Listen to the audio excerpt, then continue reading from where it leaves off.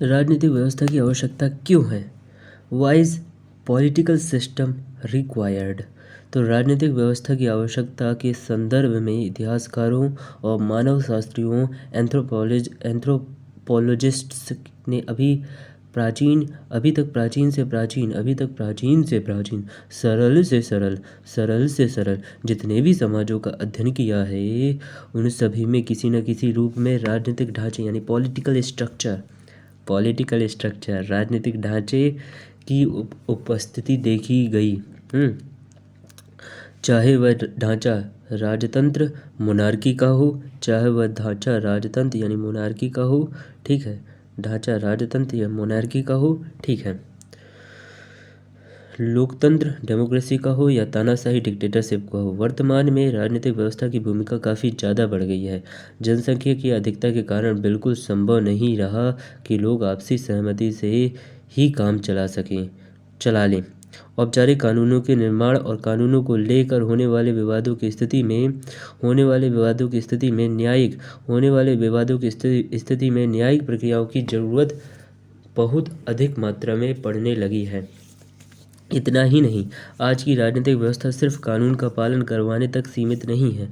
अब उसने लोक कल्याणकारी राज्य यानी कि वेलफेयर स्टेट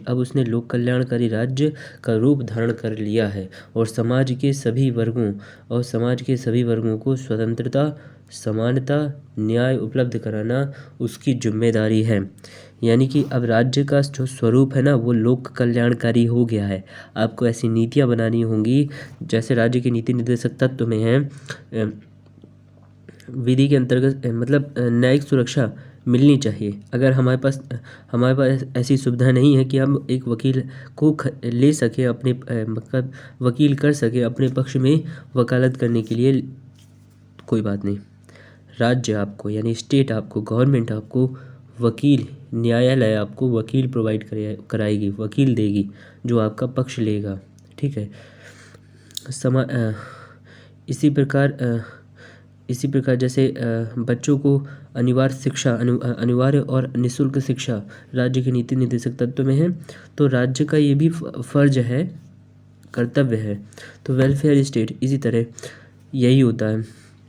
जो कल्याणकारी नीतियाँ होती हैं जनता के लिए, वो राज्य उनको लागू करती है, इसका काम होता है, ठीक है। जैसे स्वतंत्रता, नागरिक की स्वतंत्रता बनी रहे, इसके लिए राज्य वैसी नीतियाँ बनाती हैं या वैसी नीतियों को वो छेड़ती नहीं है। अगर छेड़ेगी तो न्यायालय बैठा है डंडा लेके। समानता, व्यक्तियों में समानता हो, आपस में, नागरिकों में, स्त्री पुरुष में, महिलाओं में, और जितने भी लोग रह रहे हैं, जितने भी नागरिक रह रहे हैं देश के अंदर या देश के बाहर से आने वाले लोग भी हैं, उनमें भी समानता मिलनी चाहिए, ठीक है। न्याय उपलब्ध कराना, सभी को न्याय मिलना चाहिए, ठीक है। जहाँ तक भारत में राजनीतिक प्रणाली का प्रश्न है, इसकी आवश्यकता को कई स्तरों पर महसूस किया जा सकता है। रेज वॉल्यूम नहीं, हमें नहीं रेज करना, चलिए। इसकी आवश्यकता को कई जैसे भारत में राष्ट्र निर्माण की प्रक्रिया, नेशन बिल्डिंग प्रोसेस, तो अभी चल रही है। भारत में राष्ट्र निर्माण की प्रक्रिया अभी चल रही है। जहाँ तक भारत में राजनीतिक प्रणाली का प्रश्न है, इसकी आवश्यकता को कई स्तरों पर महसूस किया जा सकता है। पहले कहाँ भारत में राष्ट्र निर्माण की प्रक्रिया चल रही है, ठीक है, अभी चल रही है। जैसे राष्ट्र विरोधी ताकतें नुकसान पहुँचा सकती हैं, ठीक है। ऐसे खतरों से निपटने के लिए मजबूत राजनीतिक प्रणाली जरूरी है। कैसी भैया? मजबूत जरूरी है, बिल्कुल स्ट्रॉन्ग, एकदम सनी देओल की तरह। मजाक कर रहा हूँ। मजबूत राजनीतिक प्रणाली, ताकि हम बाहरी दुश्मन और देश के दुश्मन जो भी हैं, मतलब बाहरी दुश्मन ही सोचते हैं कि देश में ही मिल जाए तो अच्छा है, लेकिन जो बाहरी दुश्मन है ना जो हमारी राजनीतिक प्रणाली को कमज़ोर करना चाहते हैं, उससे हमको बचना चाहिए, डटकर सामना करना चाहिए, ठीक है। भारत माता की जय, जय हिंद। भारत की आंतरिक सुरक्षा यानी इंटरनल सिक्योरिटी के समक्ष अभी कई चुनौतियां, जैसे आतंकवाद, नक्सलवाद और अलगाववाद इत्यादि। इन सभी चुनौतियों से हम तब तक नहीं निपट सकते जब तक हमारे पास राज्य का एक मजबूत ढांचा ना हो। ठीक है। भारतीय राज्य एक कल्याणकारी राज्य है और यह वंचित वर्गों यानी डिप्राइव्ड क्लासेस को समानता की स्थिति में लाने के लिए गंभीर प्रयास करता है। ठीक है। आरक्षण यानी रिजर्वेशन तथा सामाजिक न्याय सोशल जस्टिस की अन्य नीतियां इसी उद्देश्य से लागू की जाती है। आरक्षण इसलिए लागू की जाता है जो वंचित तबका है उसको आरक्षित कर दिया गया ताकि वो सेफली आगे सेफली यानी कि सुरक्षित रूप से समाज में अपना स्तर ऊंचा कर सके। ठीक है। चूँकि भारतीय समाज का एक बहुत बड़ा हिस्सा है जैसे स्त्रियां, बच्चे, पिछड़ी जातियां तथा अल्पसंख्यक समुदाय भिन्न भिन्न दृष्टियों से वंचन यानी डिप्रीवेशन वंचन का शिकार रहा है और उन्हें समाज की मुख्य धारा मेन स्ट्रीम में लाने के लिए जरूरी है कि सरकार की ओर से उन्हें विशेष सुविधाएं दी जाए। महिलाओं को सुविधाएं मिलें ताकि वो पुरुषों के समकक्ष अपने स्तर को बढ़ा सकें। ठीक है। क्योंकि पिछले प्राचीन समय में इनको दबाया गया है ऐसे तबकों को, तो अब हमारी ड्यूटी है कि हम इनको भी अपने स्तर में लाएं। तो इसलिए गवर्नमेंट ऐसे प्रावधान करती है, करना भी चाहिए, सबको समानता का अधिकार है, यही तो मिला है। भारत में विभिन्न हित समूह यानी इंटरनल ग्रुप्स रहते हैं जिनके बीच अपने हितों को लेकर टकराव होना स्वाभाविक है। इन हितों में सामंजस्य करते हुए उचित कानूनों के निर्माण के लिए संसद पार्लियामेंट की ज़रूरत है। जबकि ऐसे विवादों का न्यायिक समाधान करने के लिए एक सशक्त सुलझी हुई न्यायपालिका जुडिशियरी की भी ज़रूरत है। जुडिशियरी भी चाहिए यानी कि कानून का निर्माण करने के लिए हमें संसद चाहिए ठीक है। तो और विवादों का न्यायिक समाधान करने के लिए हमको न्यायालय भी चाहिए। ठीक है। और कानून का निर्माण हो गया, कानून को लागू करने के लिए हमें कार्यपालिका भी चाहिए यानी जिसके लिए गवर्नमेंट होती है। ठीक है। भारतीय मंत्रिपरिषद होता है। भारतीय समाज तीव्र सामाजिक परिवर्तनों के दौर से गुजर रहा है जिसके कारण वंचित वर्ग डिप्राइव्ड क्लासेस अपने अधिकारों की मांग बुलंद कर रहे हैं। इससे समाज के वे तबके असहज हैं जो पुरानी व्यवस्था में लाभकारी स्थिति में थे। ये परिवर्तन स्वाभाविक तौर पर तनाव को जन्म देता है। बिल्कुल देगा, क्योंकि जिससे भैया घी मिल रहा है और जिन्हें नहीं मिल गुड़ दिखा के डंडा मारना, ऐसा अंग्रेज करते थे हमारे साथ। ठीक है। तो ऐसे समाज में अभी भी एक ऐसा तबका है जो बहुत ही पहले समय में उनको दबाया गया है। ठीक है। लेकिन जो तबका था वो विशेष अधिकार प्राप्त कर रहा था, लेकिन अब वो सोच रहा है कि ये अधिकार मुझे ही मिले, ऐसा नहीं है। अब समानता वाला युग है तो इनको भी मिलता है अब समानता, तो इसलिए उसे थोड़ी खिन्नता पैदा होती है। ठीक है। हाँ, तो स्थिति में थे जो पुरानी व्यवस्था को लाभकारी स्थिति में थे। ये परिवर्तन स्वाभाविक तौर पर तनाव को जन्म देते हैं जो कभी कभी दलितों तथा स्त्रियों के विरुद्ध होने वाले अत्याचारों के रूप में दिखाई पड़ते हैं। दलितों जो जो दबे लोग हैं जिनको उचित न्याय नहीं मिला था, और स्त्रियां जो हमारी जनसंख्या का आधा हिस्सा है जिनको प्रोत्साहित करना चाहिए, आगे बढ़ाना चाहिए और वैसा मौका भी मिलना चाहिए। तो कुछ लोग हैं जो ऐसी सुविधाएं मिल रही हैं, इससे वो लोग नाराज़ हो जाते हैं। ठीक है। सामाजिक परिवर्तन तथा आधुनिकीकरण की इस प्रक्रिया को इन दबावों से बचाने तथा उसे सुचारू रूप से चलाने के लिए सशक्त राजनीतिक ढांचे की ज़रूरत पड़ती है। इसलिए हमें गवर्नमेंट की ज़रूरत पड़ती है कि वो इन नीतियों को सशक्त रूप से लागू करे। ठीक है। शासन के अंग यानी कि ऑर्गन्स ऑफ गवर्नमेंट किसी भी सरकार या राज्य व्यवस्था के सामने मूलतः 3 चुनौतियां होती हैं। कौन सी होती हैं बच्चों? 3 चुनौतियां होती हैं, पहले पढ़ेंगे। कानून बनाने की चुनौती, सबसे पहली कानून बनाने की चुनौती। दूसरी है कानूनों के अनुपालन, शासन कार्य का संचालन करने की चुनौती। कानून तो बन गया, अब उसको अनुपालन करना ग्राउंड लेवल पे, दूसरी चुनौती। ठीक है। तथा व्यक्तियों के आपसी विवादों या व्यक्ति और सरकार के विवादों के समाधान के लिए कानून प्रणाली यानी लीगल सिस्टम के अनुसार न्याय व्यवस्था जस्टिस सिस्टम संचालित करने की चुनौती। 3 प्रकार के कानून बना दिया, बन गया कानून। दूसरा, उसे ग्राउंड लेवल पे सतही तौर पर लागू करना, दूसरी चुनौती। और तीसरा, जो विवाद होता है सरकार या आम लोगों के बीच में, आम जनता के बीच में या जनता के बीच में, तो उस विवाद को सुलझाने के लिए हमें न्यायिक एक मजबूत न्यायालय चाहिए, न्यायिक पद्धति चाहिए। तो ये सब चुनौतियां हैं, ठीक है। प्रत्येक शासन व्यवस्था में इन 3 मूल चुनौतियों के समाधान के लिए उपाय किए जाते हैं। जिन 3 व्यवस्थाओं के माध्यम से इन चुनौतियों का समाधान किया जाता है उन्हें शासन के अंग कहते हैं। क्या कहते हैं भैया? शासन के अंग कहते हैं। शासन के 3 अंग निम्नलिखित हैं। कौन कौन से हैं? चलिए पढ़ेंगे। Don't worry, we will together study हम साथ में पढ़ेंगे। शासन के अंग, organs of government.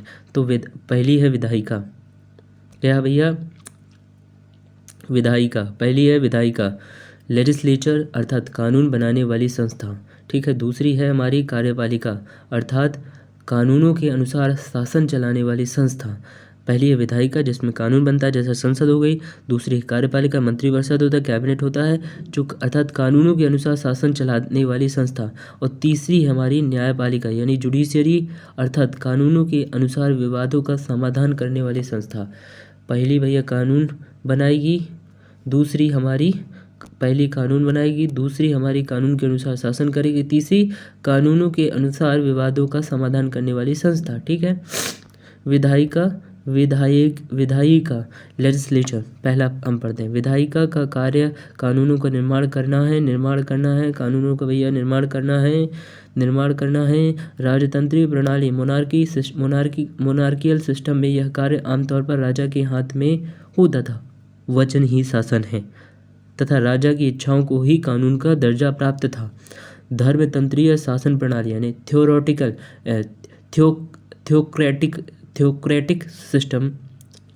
Theocratic system में यानी कि जब धार्मिक रूढ़िता थी तो धार्मिक ग्रंथों को ही कानून तथा धर्म के सर्वोच्च पदाधिकारियों को कानून का अंतिम व्याख्याकार माना जाता था।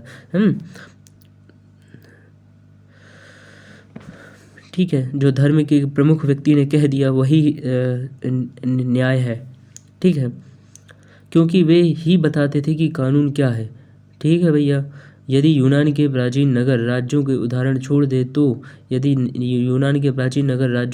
छोड़ दे तो आधुनिक काल से पूर्व मोटे तौर पर आधुनिक काल यानी 1820 ठीक है, जब से औद्योगिकरण आया उससे पूर्व मोटे तौर पर कानून का निर्माण इसी रीति से होता था। आधुनिक काल में लोकतंत्र की स्थापना के बाद माना गया कि कानूनों का निर्माण जनता की इच्छाओं के अनुसार होना चाहिए। वर्तमान राजनीतिक व्यवस्था में विधायिका आमतौर पर 2 सदनों यानी 2 हाउसेज से मिलकर बनी है। भारत में लोकसभा तथा राज्यसभा, इनमें से एक सदन जनता द्वारा सीधे चुना जाता है और दूसरी कानून के निर्माण में प्रमुख भूमिका होती है। एक को जनता द्वारा सीधे चुना जाता है और उसकी कानूनों के निर्माण में प्रमुख भूमिका होती है। ठीक है, भारत में लोकसभा इसी भूमिका में है। संघात्मक ढांचे को सुरक्षित बनाए रखने के लिए इस दूसरे सदन में सभी राज्यों तथा प्रांतों को संघात्मक यानी कि राज्यों का भी प्रतिनिधित्व होना चाहिए ना। ठीक है, प्रांतों के कुछ सदस्यों को मिलाकर संयुक्त राज्य अमेरिका में सीनेट संयुक्त राज्य अमेरिका में सीनेट और भारत में राज्यसभा की यही भूमिका है। चूंकि अधिकांश कानूनों के निर्माण के लिए इस सदन की भी सहमति आवश्यक है, इसलिए इस सदन की उपस्थिति से यह सुनिश्चित होता है कि केंद्र सरकार राज्यों की शक्तियों को न छीन ले।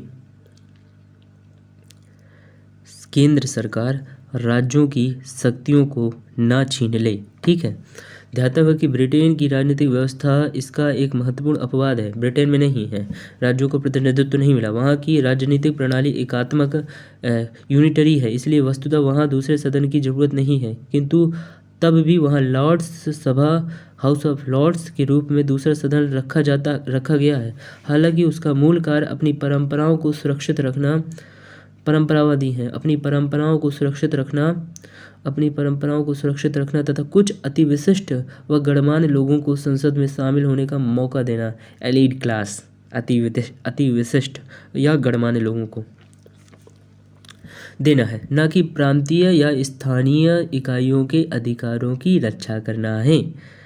ठीक है भैया, समझ में आओ, नहीं आओ तो कोई बात, don't worry, I am here, we will study together. जहाँ तक भारतीय विधायिका यानी इंडियन लेजिस्लेचर का प्रश्न है, यह संघात्मक ढांचे, फेडरल स्ट्रक्चर पर आधारित है। फेडरल संघीय ढांचे पर आधारित है। ठीक है, संघीय ढांचे पर आधारित है। ठीक है, केंद्र और विभिन्न राज्यों की विधायिका संविधान में निर्दिष्ट अपने अपने क्षेत्रों के लिए विधान बनाती हैं। विधान मतलब कानून बनाते हैं। केंद्रीय विधायिका या संसद द्विसदनीय है। केंद्रीय जो विधायिका है यानी कि संसद द्विसदनीय है, एक है लोकसभा, दूसरा है राज्यसभा। ठीक है, दो सदनों में से लोकसभा को निचला सदन और राज्यसभा को उच्च सदन कहते हैं। ठीक है, हालांकि संविधान में इस शब्दावली का प्रयोग नहीं किया गया है, बिल्कुल नहीं किया गया है। राज्यसभा का गठन कुछ हद तक अमेरिकी सीनेट की तरह राज्यों को प्रतिनिधित्व देने के लिए है। राज्यसभा का जो गठन किया गया ना, वो अमेरिकी सीनेट की तरह है, ताकि राज्यों को प्रतिनिधित्व मिल सके। ठीक है, बनाने के लिए हाउस ऑफ ठीक है, और कुछ हद तक ब्रिटेन के हाउस ऑफ लॉर्ड्स की तरह गणमान्य नागरिकों को विधायिका का हिस्सा बनाने के लिए।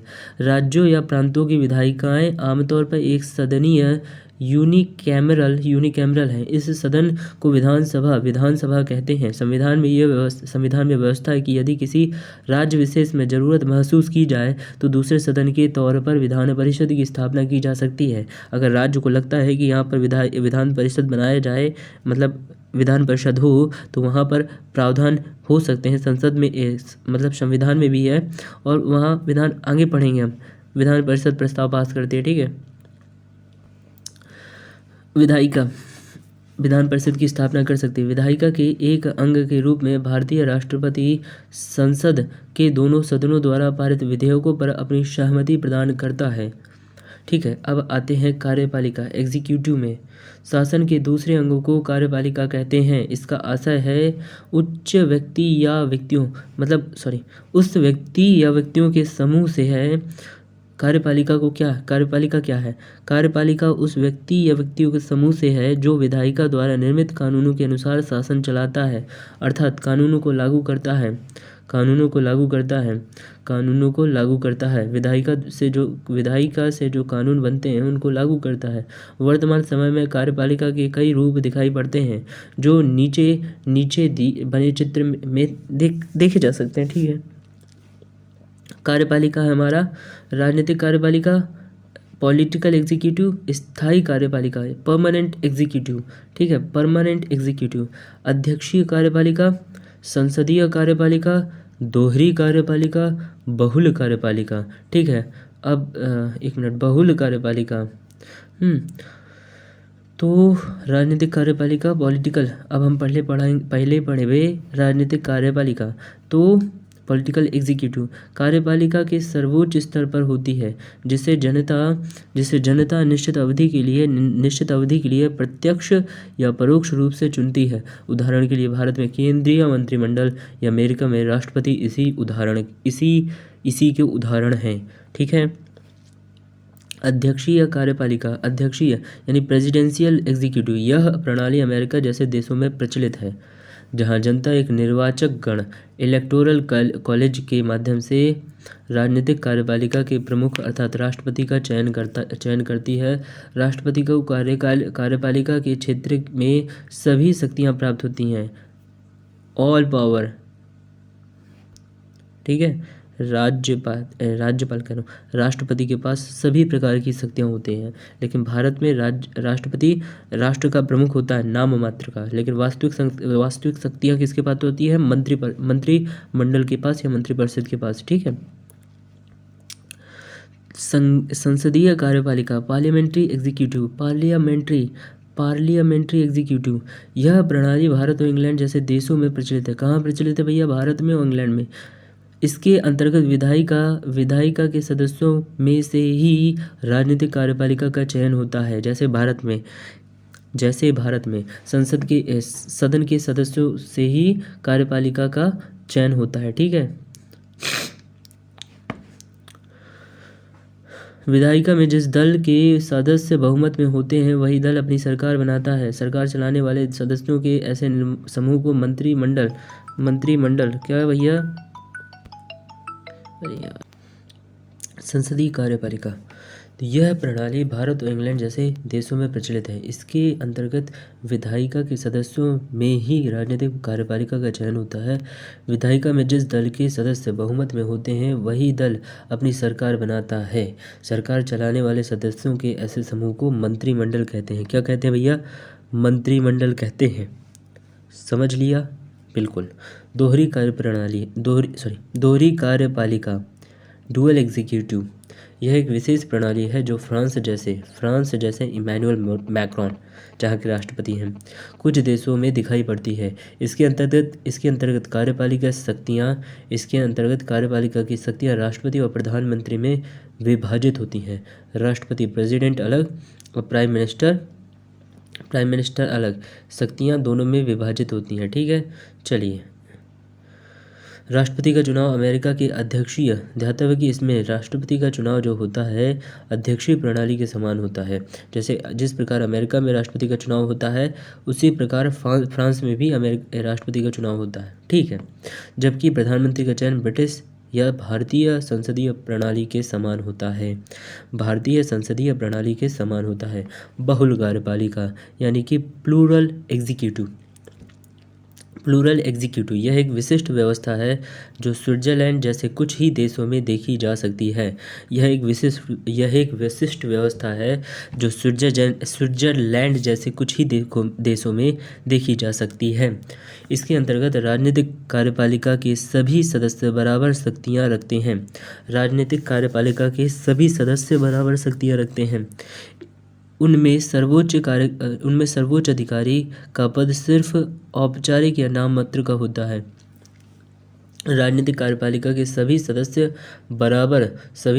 जो राजनीतिक कार्यपालिका जितने भी सदस्य होंगे 1, 2, 3, 4, 5, 6 सभी के पास बराबर शक्तियाँ होंगी। लेकिन यहाँ का जो कार्यकारी प्रमुख होगा वो नाम मात्र का होगा, यानी औपचारिक या नाम मात्र का होगा। उदाहरण के लिए स्विट्जरलैंड की राजनीतिक कार्यपालिका में एक प्रमुख सहित कुल 7 सदस्य होते हैं, किंतु इन 7 की शक्तियाँ बराबर होती हैं और प्रमुख के रूप में हर वर्ष इनकी नियुक्ति परस्पर हस्तांतरित होती है। क्या होती है भैया? परस्पर हस्तांतरित। ठीक है। स्थायी कार्यपालिका, परमानेंट एग्जीक्यूटिव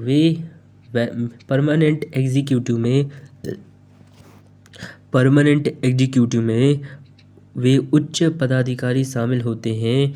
उच्च पदाधिकारी शामिल होते हैं जो अधिकारी तंत्र यानी ब्यूरोक्रेसी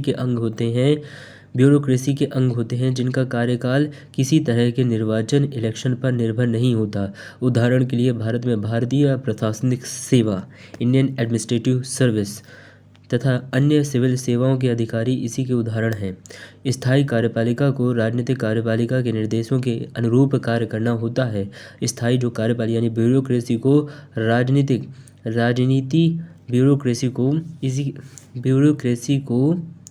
राजनीतिक कार्यपालिका मंत्रिपरिषद के निर्देशों के अनुसार कार्य करना होता है। इसमें शामिल लोगों को प्रशासन के क्षेत्र में विशेष दक्षता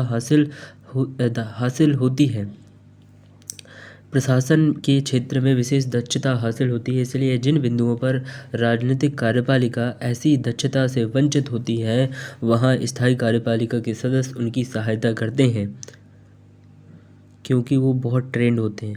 जहाँ तक भारतीय कार्यपालिका इंडियन एग्जीक्यूटिव का प्रश्न है, इसमें राजनीतिक कार्यपालिका पॉलिटिकल एग्जीक्यूटिव के स्तर पर ब्रिटेन की संसदीय प्रणाली जैसा ढांचा स्वीकार किया गया है। ब्रिटेन की संसदीय प्रणाली जैसा ढांचा स्वीकार किया गया है, जिसके अनुसार लोकसभा में बहुमत प्राप्त दल मंत्रिमंडल का गठन करता है। जैसे इस समय बीजेपी भाजपा को लोकसभा में बहुमत प्राप्त है, इसलिए उसने अपनी सरकार गवर्नमेंट बनाई है। ठीक है।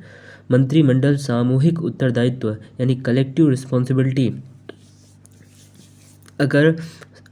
रिस्पॉन्सिबिलिटी के सिद्धांत के अनुसार कार्य करता है। राष्ट्रपति भारतीय ठीक है करता है कैसे, मतलब कि लोकसभा में पूरी अगर किसी पार्टी को बहुमत प्राप्त है, अगर बहुमत कम गया, उनकी बहुमतता कम गई, तो उनको त्यागपत्र कलेक्टिव सिर्फ एक मंत्री नहीं देगा, एक प्रधानमंत्री नहीं देगा, पूरी गवर्नमेंट यानी मंत्रिपरिषद पूरा त्यागपत्र दे देगी। ठीक है। राष्ट्रपति भारतीय स्थितियों में उसे मंत्रिमंडल के निर्देशों के अनुसार ही काम करना होता है, किंतु सामान्य स्थितियों में राष्ट्रपति भारतीय कार्यपालिका का औपचारिक प्रधान यानी फॉर्मल हेड है, औपचारिक प्रधान है। ठीक है। किंतु सामान्य स्थितियों में उसे मंत्रिमंडल के निर्देशों के अनुसार ही काम करना होता है। समझे? चलिए।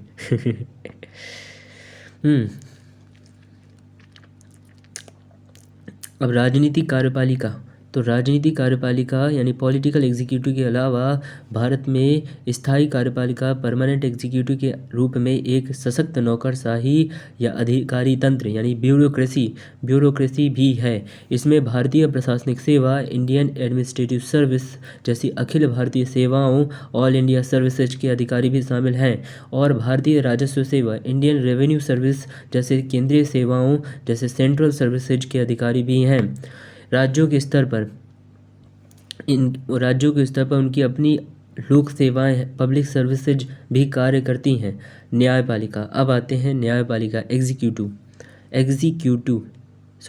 जुडिशरी। एग्जीक्यूटिव मीन्स होगा कार्यपालिका, जो अभी हमने पढ़ा। ठीक है। जुडिशरी शासन का तीसरा अंग न्यायपालिका यानी कि जुडिशरी है। न्यायपालिका के कई कार्य हैं। इनका प्रमुख कार्य यह है कि विधायिका द्वारा निर्मित कानूनों के अनुसार विभिन्न विवादों का समाधान करे। किंतु अगर कोई संसद ने कोई भी कानून बना दिया है, ठीक है, कानून बना दिया, उस कानून से किसी को आपत्ति है तो यानी कि नागरिक और सरकार के बीच में विवाद खड़ा हो गया। ठीक है। उस विवाद का निपटारा कहाँ होगा? न्यायालय में होगा। समझ में आया? ठीक है। किंतु आजकल न्यायपालिका की भूमिका काफ़ी हद तक विधायिका के समान भी होने लगी है। इसका कारण यह है कि कई कानून इतने जटिल और अस्पष्ट होते हैं कि न्यायपालिका को उनकी मौलिक व्याख्या करनी पड़ती है।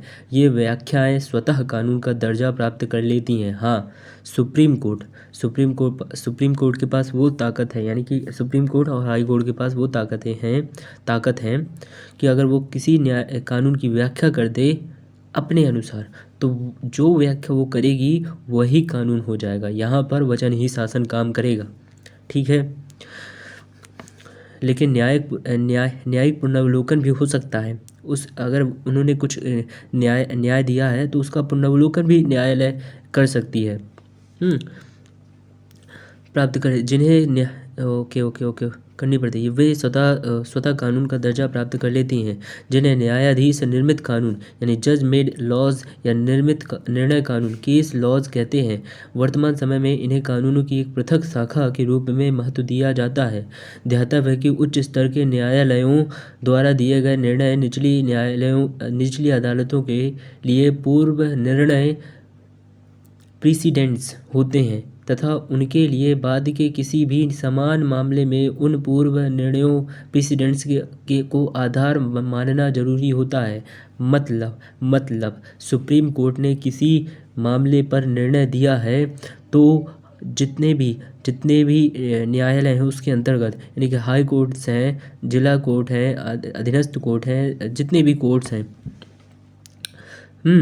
वो जो सुप्रीम कोर्ट एससी ने जो न्याय दिया है उसी के आधार पर अपना न्याय देंगे। ठीक है।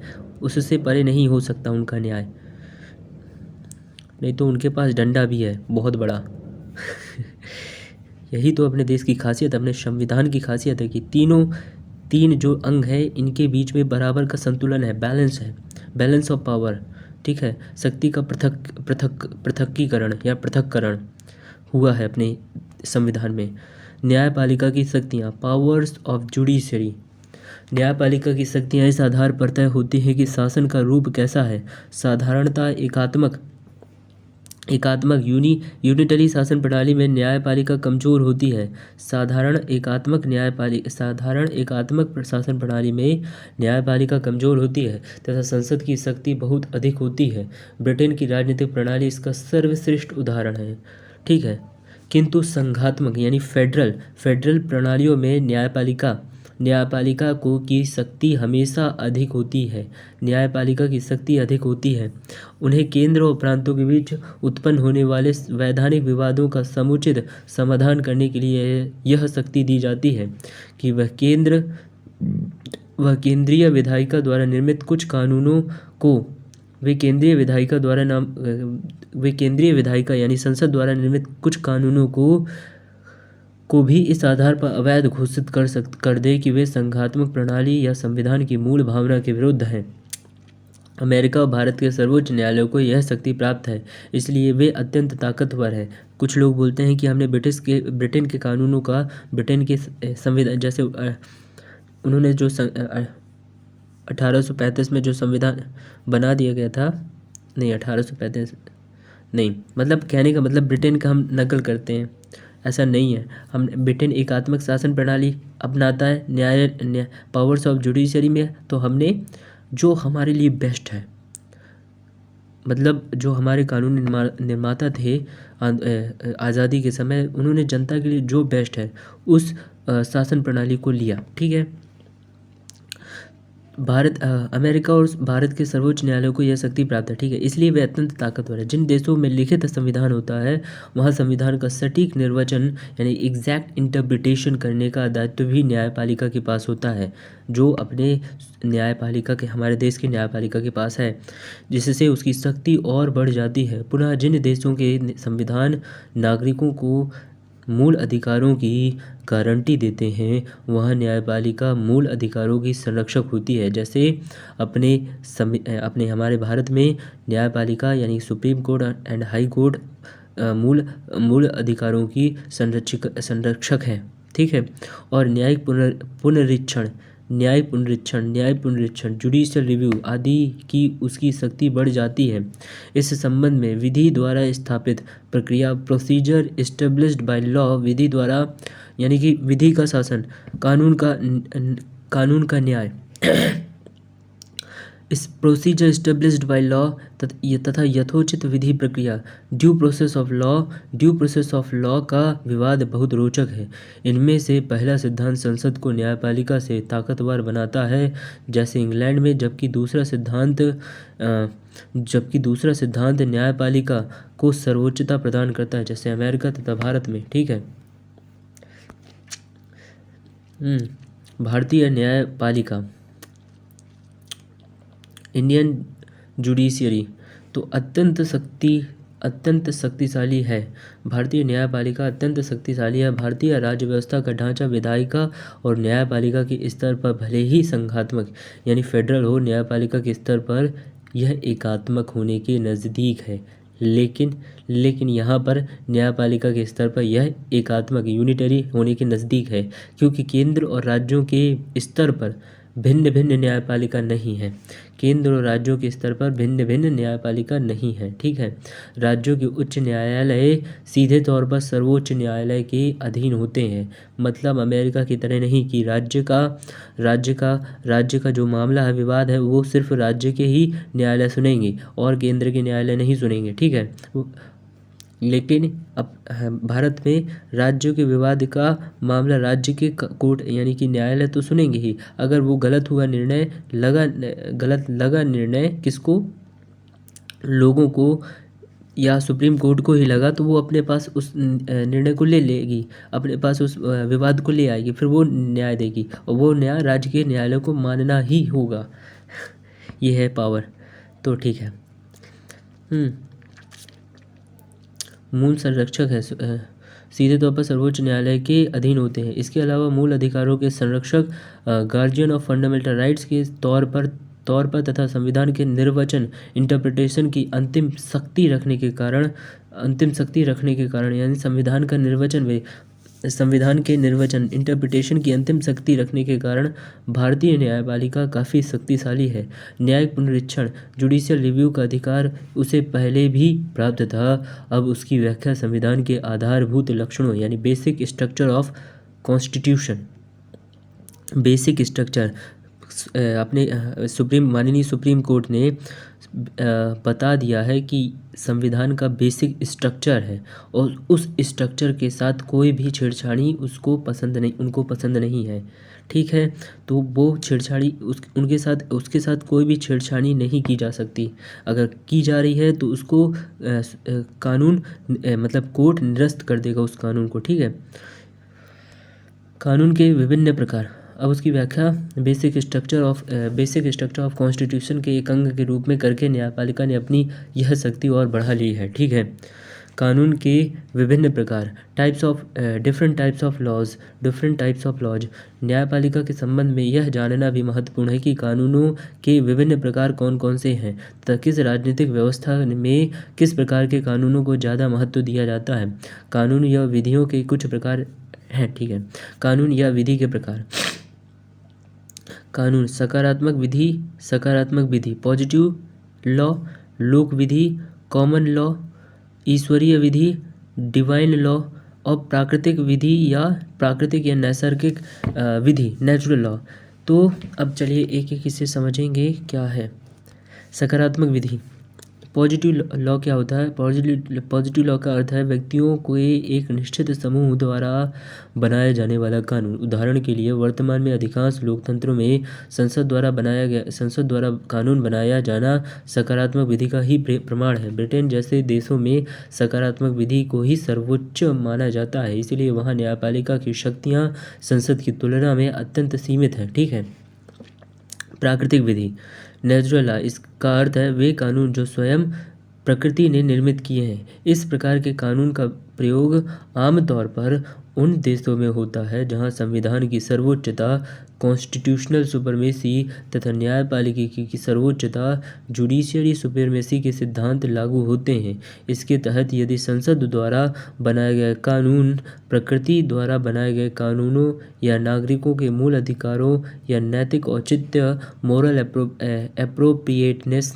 के खिलाफ होता है तो न्यायालय उसे निरस्त कर देता है। ठीक है, उदाहरण के लिए यदि कोई संसद व्यक्ति के सांस लेने के अधिकार को सीमित करना चाहे तो यह प्राकृतिक विधि के खिलाफ माना जाएगा क्योंकि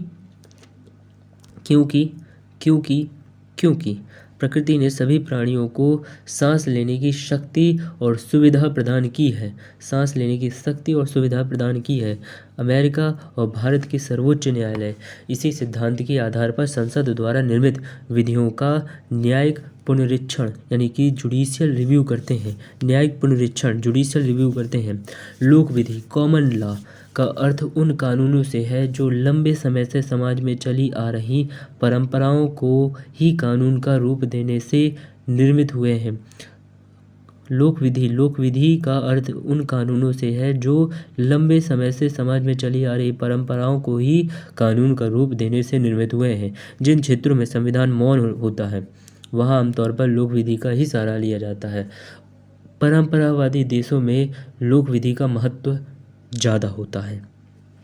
उदाहरण के लिए ब्रिटेन में आज भी लोक विधि को अत्यधिक महत्व दिया जाता है। विशेषता वहाँ का कंजर्वेटिव दल इन विधियों के पक्ष में रहता है। विशेषता यानी कि जो वहाँ का कंजर्वेटिव पार्टी है वो इन परंपराओं को बनाए रखना चाहती है। ठीक है, अगर कोई परंपरा से हटता है तो वो पकड़ के पैर खींच लेती है, आओ वापस।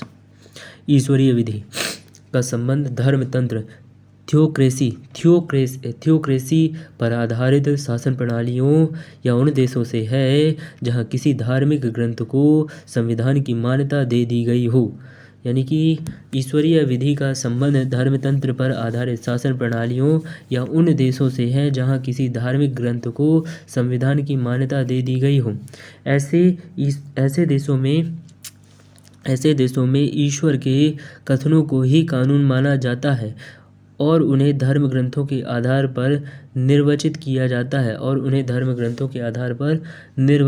जाता है ऐसे व्यवस्थाओं में न्यायपालिका के सर्वोच्च स्तर पर धार्मिक संगठन या चर्च के प्रमुख लोग ही होते हैं। उन्हें अधिकार होता है कि जहाँ धार्मिक ग्रंथ मौन हो वहाँ वे धर्म की मूल धारणाओं के अनुसार उचित व्याख्या दें। समझ में आया? नहीं आया कोई बात नहीं, डू नॉट वरी। तो भैया ईश्वरीय विधि क्या है? तो ईश्वरीय विधि उन देशों में है जहाँ किसी धार्मिक ग्रंथ को संविधान की मान्यता दे दी गई है, ठीक है, कि वहाँ का जो धार्मिक ग्रंथ है कोई भी हो वहाँ वही संविधान है, ठीक है। ऐसे देशों में ईश्वर के कथनों को ही कानून माना जाता है और उन्हें धर्म ग्रंथों के आधार पर निर्वाचित किया जाता है। ऐसे व्यवधानों में न्यायपालिका के सर्वोच्च स्तर पर धार्मिक संगठन या चर्च के प्रमुख लोग ही होते हैं। उन्हें अधिकार होता है कि जहाँ धार्मिक ग्रंथ मौन हो वहाँ वे धर्म की मूल धारणाओं के अनुसार उचित व्याख्या दें, ठीक है। भारत की विधि व्यवस्था क्या है भैया? इंडियन लीगल सिस्टम क्या है समझते हैं। उपर्युक्त विधियों के समन्वय से निर्मित हुई है। यह मूलतः सकारात्मक विधि यानी पॉजिटिव लॉ के सिद्धांत पर आधारित है, क्योंकि संसद को कानून बनाने तथा संविधान को संशोधित करने की शक्ति हासिल है।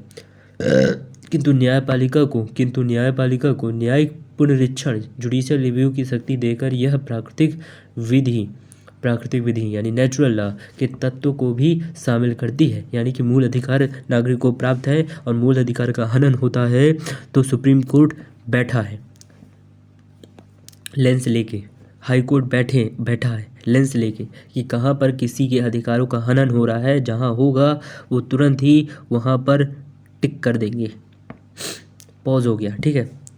जिन क्षेत्रों में संसद ने विशेष कानून न बनाया हो या न्यायपालिका ने विशिष्ट निर्णय न दिया हो वहाँ भारतीय विधि व्यवस्था लोक विधियों कॉमन लॉज को भी महत्व देती है। ईश्वरीय विधियों यानी कि डिवाइन लॉज को समानता स्वीकार नहीं किया जाता है, क्योंकि भारत एक धर्मनिरपेक्ष यानी सेकुलर स्टेट है।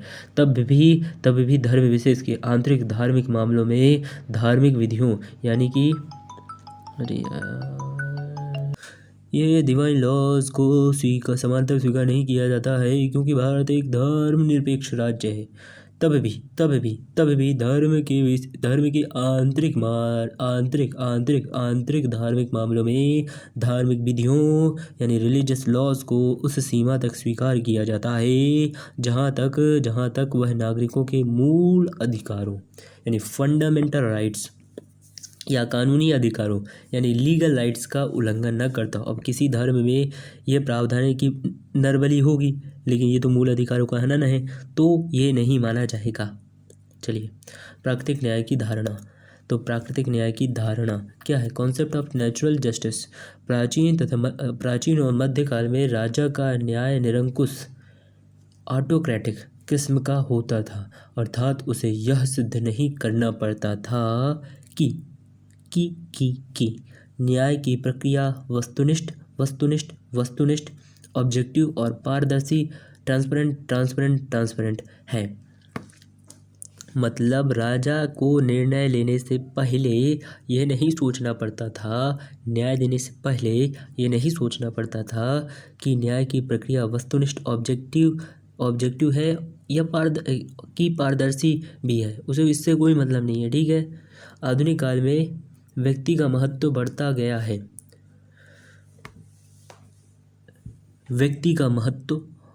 गया भैया, ठीक है। और अब न्याय प्रणाली काफ़ी पारदर्शी हो गई है, ट्रांसपेरेंट हो गई है, ठीक है, पारदर्शी हो गई है। पारदर्शी का मतलब है क्या है बताओगे?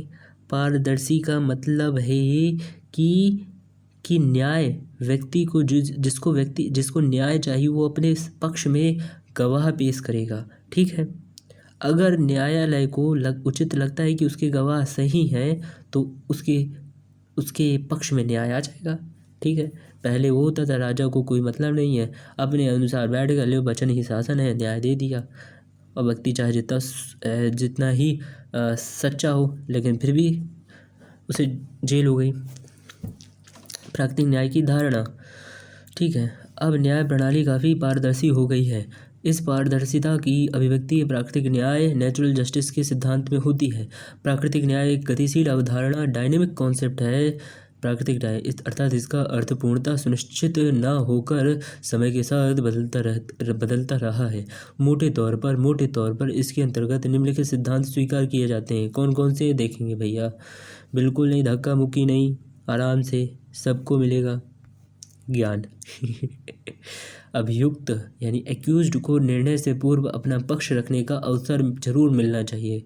जो व्यक्ति दोषी है उसको अपना पक्ष रखने का पूरा अवसर मिलना चाहिए। ठीक है, न्यायाधीश को निर्णय सुनाने से पूर्व दोनों पक्षों को ध्यानपूर्वक सुनना चाहिए। न्यायाधीश को निर्णय करने की प्रक्रिया में अपने व्यक्तिगत विचारों, आदर्शों तथा पूर्वाग्रहों प्रीजुडिसेज से तटस्थ रहना चाहिए। यानी कि वो किसी मत को पहले से मान रहा है, ठीक है, और उसी मत का व्यक्ति अपराधी है तो वो उस व्यक्ति के पक्ष में फैसला नहीं सुनाएगा। अगर वो अपराधी है, सारे सबूत उसके खिलाफ जा रहे हैं तो अपना वो पक्ष को हटा के, अपने मत को हटा के, अपने विचारों को हटा के, अपने धारणाओं को हटा कर न्याय देगा। ठीक है, किसी भी व्यक्ति को स्वयं अपने खिलाफ गवाही देने के लिए बाध्य नहीं किया जा सकता। किसी भी व्यक्ति को, ठीक है, नहीं किया जा सकता। न्यायिक सक्रियतावाद की धारणा। किसी व्यक्ति को स्वयं अपने खिलाफ गवाही देने के लिए बाध्य नहीं किया जाना चाहिए। वर्तमान समय में न्यायिक सक्रियतावाद की धारणा यानी कि कॉन्सेप्ट ऑफ जुडिशियल एक्टिविज्म। वर्तमान समय में न्यायिक सक्रियतावाद की चर्चा काफ़ी ज़्यादा होने लगी है। इसका अर्थ उस स्थिति से है जब न्यायपालिका आगे बढ़ चढ़कर काम करती है तथा विधायिका और कार्यपालिका के लिए निश्चित किए गए कार्यों में भी दखल देने लगती है। भारतीय राज्य व्यवस्था में पिछले 20-30 वर्षों में न्यायिक सक्रियतावाद यानी कि न्यायिक सक्रियतावाद के बहुत से उदाहरण देखने को मिले हैं। जैसे जनहित याचिकाओं, पब्लिक इंटरेस्ट लिटिगेशन यानी litigations PIL, public interest litigations को आधार बनाकर भारत के सर्वोच्च न्यायालय तथा उच्च न्यायालयों ने कई अभूतपूर्व निर्णय दिए हैं। जैसे अनुच्छेद 21 की मौलिक व्याख्याएं इसका सबसे बड़ा उदाहरण है। इसके अलावा आजकल कुछ न्यायाधीश पर्यावरण रक्षा के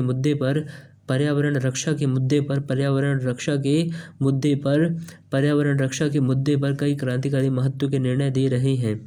ऐसी न्यायपीठों यानी बेंचेस को आजकल हरित पीठें, ग्रीन बेंचेस कहा जाता है। ठीक है, शासन प्रणालियों के प्रकार, टाइप्स ऑफ गवर्नमेंट सिस्टम्स। राजनीतिक व्यवस्था दुनिया के हर समाज में हमेशा रही है, किंतु सरकार या शासन प्रणालियों की संरचना हमेशा एक जैसी नहीं। राजनीतिक व्यवस्था दुनिया के हर समाज में रही है, किंतु सरकारों या शासन प्रणालियों की संरचना हमेशा एक सी नहीं रही है।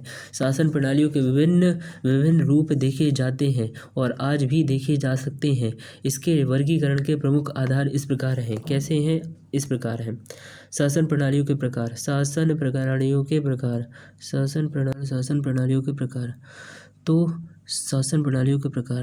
तो भैया 3 हैं। शासक समूह में शामिल व्यक्तियों की संख्या के आधार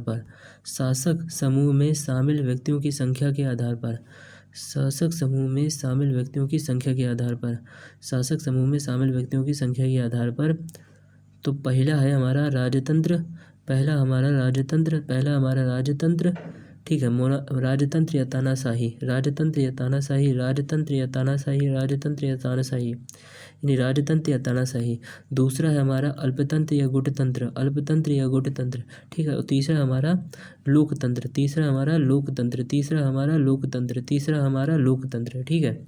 शासक समूह में शामिल व्यक्तियों की संख्या के आधार पर राजतंत्र या तानाशाही तथा तानाशाही, अल्पतंत्र या गुटतंत्र, और तीसरा हमारा लोकतंत्र। शासक समूह में शामिल व्यक्तियों की संख्या के आधार पर, शासन की वैधता के स्रोत के आधार पर, शासन है उसकी वैधता के स्रोत के आधार पर, ठीक है। धर्मतंत्र स्रोत क्या है? धर्मतंत्र थियोक्रेसी राजतंत्र मोनार्की कुलीन तंत्र या अभिजन तंत्र, एरिस्टोक्रेसी कुलीन तंत्र या अभिजन तंत्र, लोकतंत्र यानी डेमोक्रेसी। ठीक है। स्रोत और शासन प्रणाली के संविधान सम्मत होने के आधार पर, शासन प्रणाली के संविधान सम्मत होने के आधार पर, तो संविधानवाद यानी कि कॉन्स्टिट्यूशनलिज्म और गैर संविधानवाद यानी कि नॉन कॉन्स्टिट्यूशनलिज्म। ठीक है।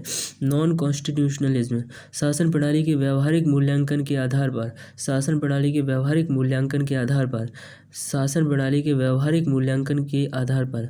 तो पहला है हमारा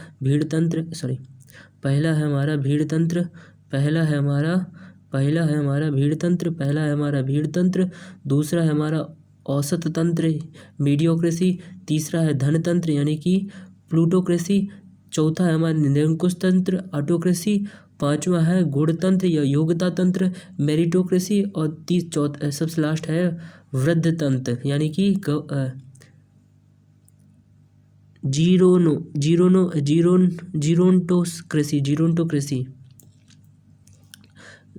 जीरोंटोक्रेसी। ठीक है। अब समझते हैं।